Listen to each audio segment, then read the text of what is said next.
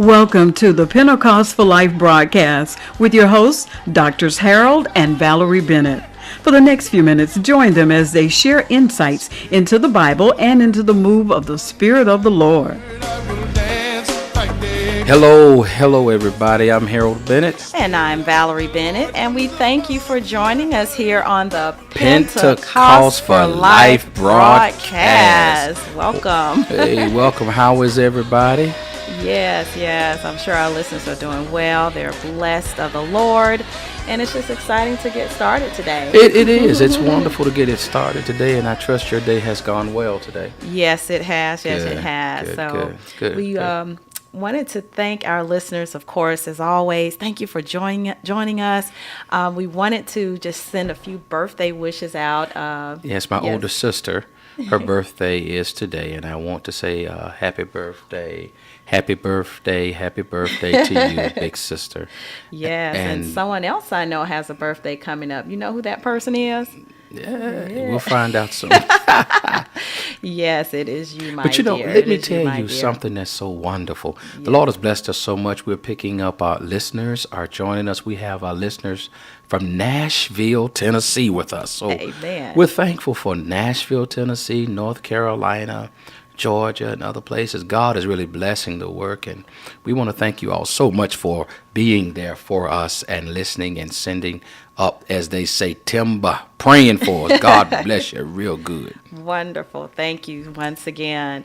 Well, before we get started today, we wanted to encourage you to join us on Facebook. Find us on Facebook there, like our Facebook page. We have some great posts that we have there, as well as, information about our previous broadcasts. You can find those there, links to that, as well as our webpage, which is, of course, pentecostforlife.com. Spell that for him, baby. Spell that for him. PENTECOST, the number 4, and then life, or you can put the word FOR, life. Mm-hmm. Either one will bring you to the web page, and you can find some great resources there. You can also follow us on Twitter, okay? Pentecost for Life again. So just make sure you follow us every way. We just want to reach out to you. We also... They can send us an email, right? Yes, How can they email us? They can get us from the webpage. Okay. As well. Send us information there. And also by telephone. We just want to hear from you. You can give us a call at 530-675-4640. That comes to us directly. Or you can call the radio station at 404-622-4444. And we'll give these numbers again at the end of the broadcast as well. So if you didn't catch that at the beginning, just grab those pencils and paper and write that down. And if it goes to voicemail, just leave us a message. We'll get back with you. We really want to hear from you, okay? So just wanted to let you know how you can reach us, because we want to hear from you. Because we've had several questions already, Bennett. Questions about how the Bible deals with depression and family situations, and just how to deal with them biblically, and we'd like to answer them. We are so excited about this. Yes. And I was talking with Lady Bennett today, and she and I are planning a very special time to deal with all of the questions we're getting from you all. You want to tell them about that, Lady Bennett? Yes. We are actually going to spend the last Wednesday of the month, and address these questions and issues. And it's going to be really exciting, because it's kind of going to be, a potpourri of things, because we want to just get to as many questions as we can. So if you can send those to us in any of the ways that we mentioned earlier, please feel free to do that. Feel free. Wonderful. Yes. So let's get started with today's broadcast. So let's start. Over the last month, we talked about the Holy Ghost and about how he gives us a heart for specific ministries. And we talked about how the Holy Ghost involves himself in our lives and stands behind that particular charge that he has placed in our spirits. In fact, we allowed the story of the prophet Jeremiah to serve as we say, a lens through which we can, understand the move of the Holy Ghost in our lives. So if you miss any of those discussions, please go to our website. We have those archived there for you. Just click on the radio ministry page. So that's what we've been doing so far. And the interesting thing about talking about the Holy Ghost and how the Spirit of the Lord will put a particular burden in our hearts, or the Spirit of the Lord will give us a sense, a yearning to fulfill a certain kind of task. And we looked at the book, we looked at Jeremiah and looked at parts of Jeremiah's story to see how that kind of thing works in our lives, just as a model. What's interesting is that Jeremiah's story, Jeremiah's account, is not the only one in the Bible, in the Old Testament, that we can actually look at and see and glean some information about how the Holy Ghost moves in our lives. I mean, think about it. While the life of Jeremiah, in fact, can be a prism, that's the word I'm thinking about, a prism, something through which we can view something. Jeremiah's life can be a great prism through which we can view the work of the Holy Ghost. There are other people in the Old Testament whose lives and whose walk with God can help us understand the person and the ministry of the Holy Ghost in ancient Israel, in the biblical community. And from what we can read, we can make some points of contact as to what this might mean for us here and now. Men of God, women of God, their stories are there. The information is there. God left us a record to show us how he wants to deal with us, how he can deal with us.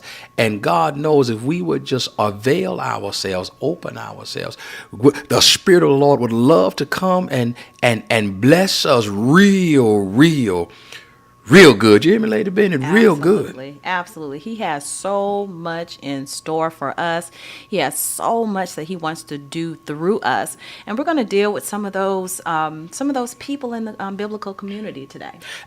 That's right. We're going to deal with them. The person that that's first up, that's on the table right now, is Ezekiel. We're going to talk a little bit about Ezekiel. But I want you, as you're sitting down, as you get your Bibles and as you prepare, you get your little pens and you get your pencils and you get your pads, or you take out your iPhone and you start jotting down notes, or I think you call those iPads. There you go. I'm somewhat technologically somewhat literate. No, he's but good. I'm making some. I'm getting better than I was yesterday. I thank the Lord for that. But get your little writing utensils, your whatever it is you need to take notes, and call someone and tell them that Pentecost for Life is on, and the Word of the Lord. We're going to share some scriptures. We're going to talk, and we are preparing to look into something and see what beautiful thing the Spirit of the Lord can do in our lives. And what we're going to do, we're going to talk about Ezekiel. And so get your Bibles, Ezekiel 3,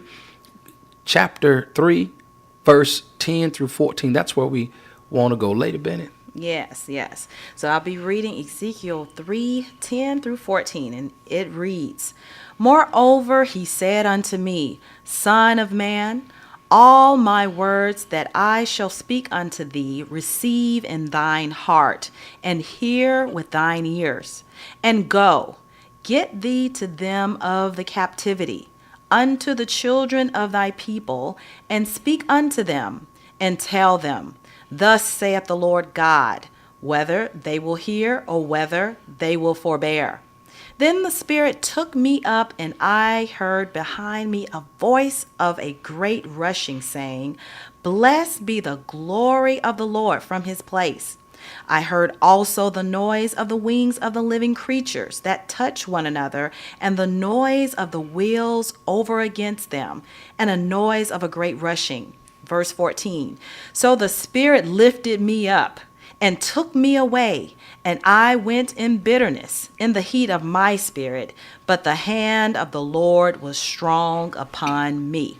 Amen. Wow, what a passage to work with. I will Yes. tell you, that is something to work with. Ezekiel chapter 3 is a very interesting chapter. In fact, as you look at Ezekiel 3, you can see that there are other stories in the Hebrew Bible that are similar to the Ezekiel 3 story. Ezekiel 3 is often talked about as some kind of call narrative where the priest Ezekiel is talking about this whole business of God grabbing a hold to him and commissioning him.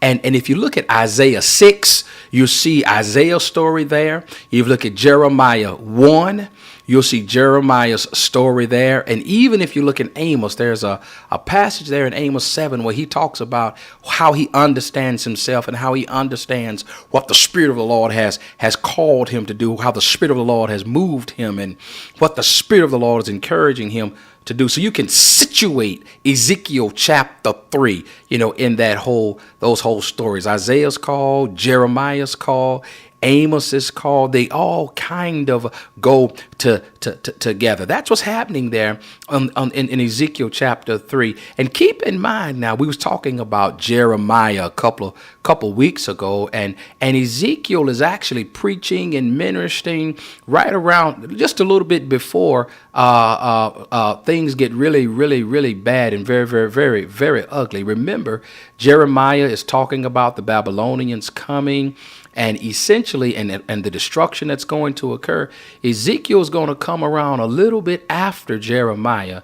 And what's going to happen is Ezekiel is going to be a part of that group that's going to get carried away.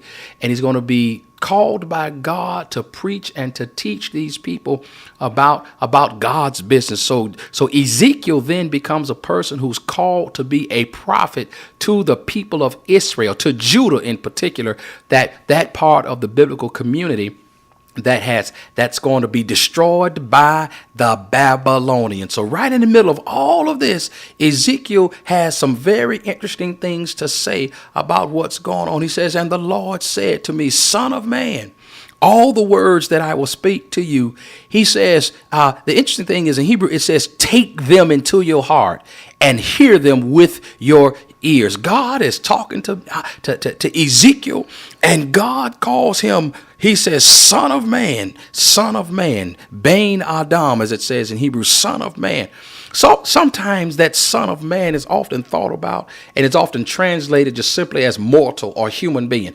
What are you saying, Brother Bennett? God is talking to Ezekiel, and he's giving Ezekiel this charge, and he's talking about what he wants him to do. And God kind of sets the stage and starts it off right.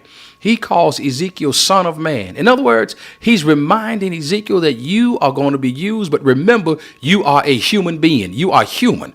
You are a human in that, Ezekiel, you are time and space constrained, and somehow or another you have passions, you have fears, you have prejudices, and you have other limitations. You're a human being, and these types of things are features of who you are. And it's that way because God wants Ezekiel to understand one thing, that only God is uncreated. Only God is uncreated. Only God is unlimited. He wants Ezekiel to understand, Ezekiel, I'm going to use you, but I want you to remember one thing. You are human. You are human. Right in the middle of all of this stuff that's going on, God, he talks to this preacher. He says, oh, human being, oh, mortal, oh, son of man. He talks to him, and he gives him a charge about these words, about what's about to happen. And he goes on and he says to him about the words that God is going to give him. He says, these words that I speak to you, I'm right here in verse 10 now,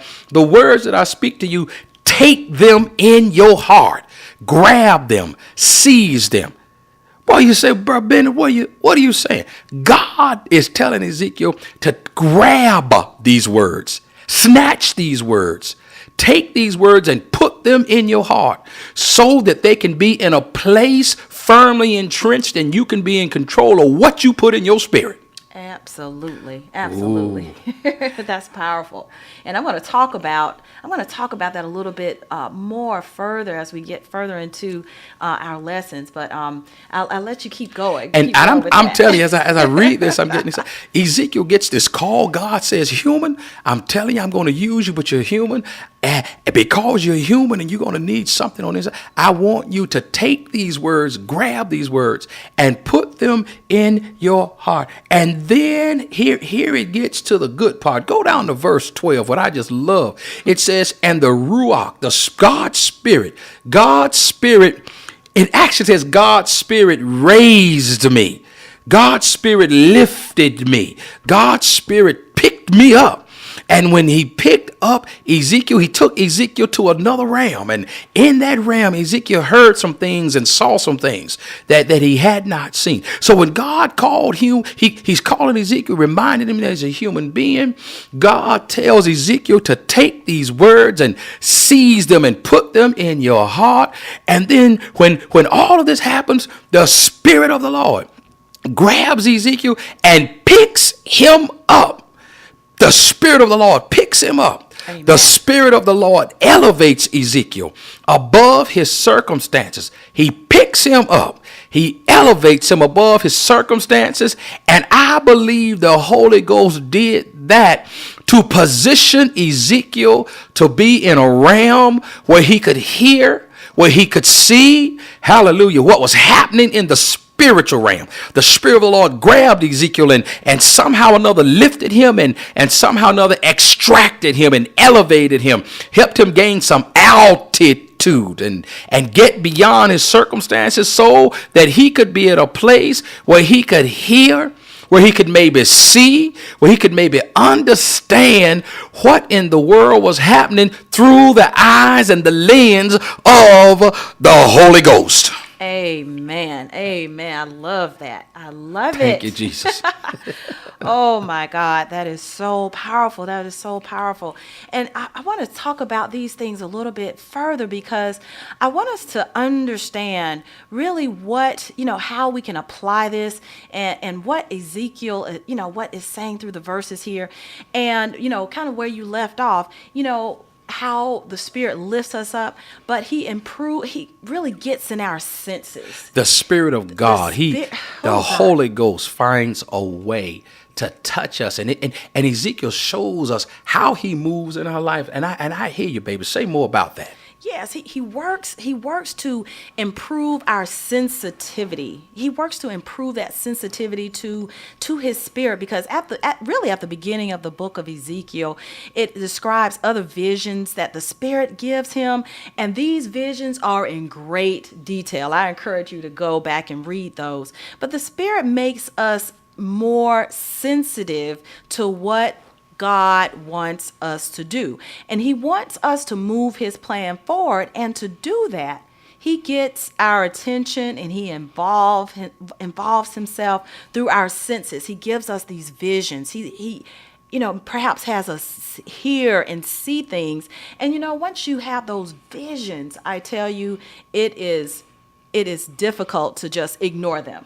God will do that. God will get involved and God will help us to think, yes. Help us to reason. So many times I found myself, and I know, Lady Bennett, you found yourself, saints, sometimes we find ourselves sitting around thinking and trying to figure out something. And sometimes what the Spirit of the Lord will do, the Holy Ghost will visit us. Mm-hmm. And when he visits us, he will unlock that mystery. He will provide the key to helping our minds understand what in the world is going on. The Holy Ghost will help us to see and help us to process what we're seeing. And that's a beautiful thing about the Spirit of the Lord. And that is something that I just totally value, and I thank God for the Holy Ghost. Amen. Amen. Ezekiel is there and he's getting these visions from the Lord, and I can just imagine how much focus, how much this meant to Ezekiel because he's being called, and the visions and the insight that he gives through these visions, that it gives him that encouragement. It gives him a way to say, this is God. This is God. And I want to go back to verse 10. I love how you told us about what it said about the words of God saying, Son of man, all my words that I speak unto thee, receive in thy heart and hear with thine ears. And it's interesting that he talks about the heart first because he knows that is where real transformation will begin. He talks about receiving it in your heart and then listening with your ears. Because we know that once that word gets deep in your heart, It's settled, it's set. It gives us that ground, that foundation that we need. And you can move in true strength and true courage. Amen. And the Lord will do that. Every now and then God will speak something to you. You might have read a passage in the Bible, or you might have heard some song. You might have had a dream. You might have read something in a book, and sometimes the Spirit of the Lord will drop something in your heart from something you've looked at. You can be sitting right up in church on Sunday morning, and the preacher can be preaching, and the Holy Ghost will drop something in there, and that word that's in there, it gets implanted. It finds a place to set up shop in your heart. It resides there. And that word is there for a reason. And I think that's the reason the scriptures say the Lord told Ezekiel, that word that I'm going to put in your heart, grab it. Yes. Seize it. Yes. Lay hold to it, because it's there for our good. God gives us a word about our lives, about our marriages, about our jobs, about our careers, about our ministries, about what it is we're doing. God gives us a word so that we can grab it, hold to it, seize it, hold fast to it, and don't let it go. Amen. Keep it, because that word becomes it gives life to us. It does. And that life, I tell you, is so transformative, because once we get that word, it's in our heart, it begins to change our focus. It begins to allow us to look at things differently. It changes our thoughts, our ideas, and those things will, in fact, change our actions. Because we are focusing on something so different. Because I tell you, we can share so much about this, but I tell you, spending more time, the Lord will tell you, you need to spend more time with your family. You need to spend more time at home, because He'll give you, that is where that nurturing needs to be. You need to spend more time here or there, and you need to move on it. And it's just a matter of refocusing, and that word will give us what we need to move in those different directions. Amen. And it's amazing, because not only does the Spirit of the Lord put that word in our hearts, look at what happens here in Ezekiel 3. What is that? What is one of these things that the Holy Ghost does for us? What is one thing that the Holy Ghost, how He moves in our lives? Essentially, what the Holy Ghost does, the word that just sticks into my mind, He is a facilitator, in that the Holy Ghost just makes it possible for us. He makes it possible for us to encounter the presence of God, and that's one of the things that He does through putting that word in our hearts, that thing that comes from the Holy Ghost with respect to a particular situation. All of that is to make it possible for us to be in a realm where we can sense, where we can hear, where we can somehow or another decipher. Yes. We can decipher what the Holy Ghost is in fact up to, what's happening in another realm. The scripture says that the Holy Ghost grabbed Ezekiel and lifted, raised him, took him up. And you know what's so amazing sometimes is when the Spirit of the Lord does that kind of thing, we need to make sure of some things. Absolutely. But, we need to make sure some things. And I was looking there at verse 14, and it just kind of grabbed me when it says, so the Spirit lifted me up, like you said, and took me away. And this is the for real part. This is what I call. And it says, and I went in bitterness and in the heat of my spirit. But what does it say at the end? But the hand of the Lord was strong upon me. Amen.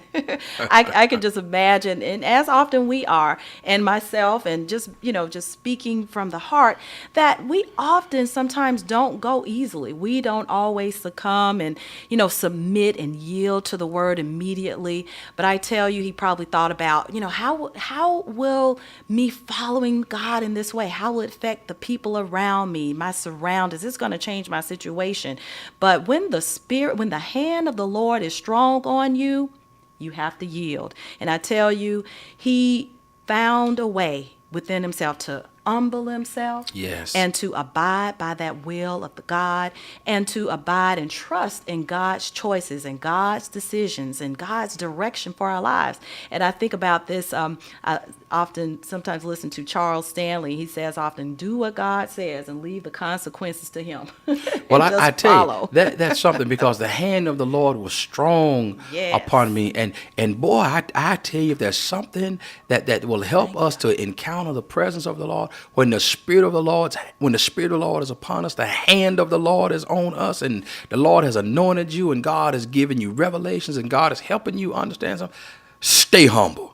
Preacher, stay humble when the hand of the Lord is on you. Stay humble when the hand of the Lord is in your ministry. Stay humble when the hand of the Lord is on your voice, and you can sing and you can minister to the people of the people of God, and minister to whomever. Stay humble. Stay humble. Stay humble. Stay humble. That's the way you ought to respond. We ought to respond when the hand of the Lord has been upon us and God has used us mightily. We got to stay humble. We don't need to get the big head, because it is not by might, Yes. not by power, but it's by, God said, it's by his Spirit. It's the Spirit of the Lord that enables us to do so much. The Holy Ghost makes it possible for us to encounter God. He touches our minds. He puts a word in our heart. And saints of the Most High God, when the Spirit of the Lord do that, you gotta stay humble. Amen. Because it's not just a one-time deal. It's not just one time that you have to preach the word, or one time that you have to sing or minister or work in the office or whatever God has called you to do. You have to stay prayed up, as we say. You have to allow yourself to hear and to listen to what God is saying to you. Because I tell you, he can give you additional direction. He can tell you other things to do while you are abiding in his word. And it's so amazing, because when you actually look at this passage where the Spirit of the Lord raises Ezekiel, what's really interesting is the question comes to mind: did God lift him one time, or did God lift Ezekiel several times? And he actually saw this, and he actually sensed what was going on in the spirit or spiritual realm. And the thing is, I honestly believe that that there were several encounters that Ezekiel had with God, and I think God kept on lifting him, and God kept on elevating him, and God kept on, getting Ezekiel together to show him something, to show him other things in the spirit, because Ezekiel stayed humble. You got to stay humble. God will keep on using you when you stay humble. That's right. That's right. And then in verse 11, I'll just say this last thing. In verse 11 at the end, it says, "Thus saith the Lord God, whether they hear or whether they will forbear." Because I tell you, if they listen or if they don't, you have to keep moving forward. He's not going to let his hands off of you. And I tell you, you have to do it irregardless of what the response is, because the people didn't just automatically listen to Ezekiel. He got a lot of resistance. Yes, he did. And it's so amazing, because Ezekiel 3, God says, I'm not sending you to people who with a strange tongue or with a strange way of speaking. I'm sending you to your own people. And I want you to understand that there's something you're going to share with them. But I tell you what's a wonderful thing to know is that just like God dealt with Jeremiah in a certain way, God will deal with us. God will lift us. The Spirit of the Lord will grab us and take us to a realm where we can hear some things going on in the Spirit. Amen. Thank you. Oh, that's exciting. We can say so much more about that, but I tell you, it looks like our time is up, and we just invite you to tune in next week. We'll be continuing this series on the Holy Ghost in the Old Testament. So tune in, and if you missed last week, go to PentecostForLife.com and click on the Radio Ministry tab there and listen. And we encourage you to call us. Here's the number again, 530-675-4640. That's directly to us, or the radio station 404-622-4444. And until next time, I'm Harold Bennett. And I am Valerie Bennett, and we pray that the Spirit of the Lord blessed you and will continue to bless you throughout the week. The Lord bless you real good.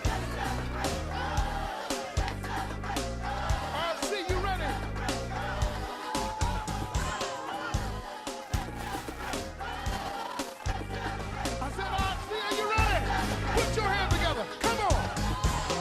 This has been the Pentecost for Life broadcast with your hosts, Drs. Harold and Valerie Bennett.